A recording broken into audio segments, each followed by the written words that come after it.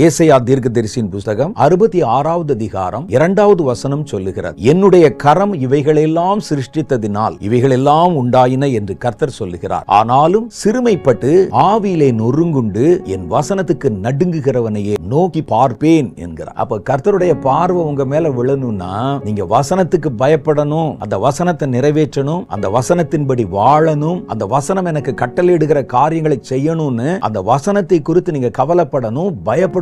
என் வசனத்தை கேட்கும் போது நடுங்குகிறவனை உற்று பார்ப்பேன். மற்றொரு மாதிரி ஒரு புத்தகத்தை படிக்கிற மாதிரி படிக்காம, இதை எங்கோ எழுதப்பட்ட ஒரு வார்த்தை என்று வாசிக்காம, ஏதோ ஒரு பிரசங்கம் கேட்காம, இந்த வார்த்தைகளை கேட்கும் போது பயப்படுறான், இது கடவுளுடைய வார்த்தை அல்லவா என்று வித்தியாசமான ஆளா இருக்கிறானே, கர்த்தர் அவனை நோக்கி பார்க்கிறான். இதை மறந்துடாதீங்க. வாழ்க்கையில வசனத்துக்கு பயந்தா கண்டிப்பா கர்த்தருடைய பார்வை உங்கள் மேல படும். கர்த்தருடைய பார்வை பட்டால் இழந்தது திரும்ப கிடைக்கும், பாவ மன்னிப்பு கிடைக்கும், விழுந்தவன் எழுந்திருப்பான், அவனுக்கு வேண்டிய அவனுடைய குறைவுகள் நிறைவாக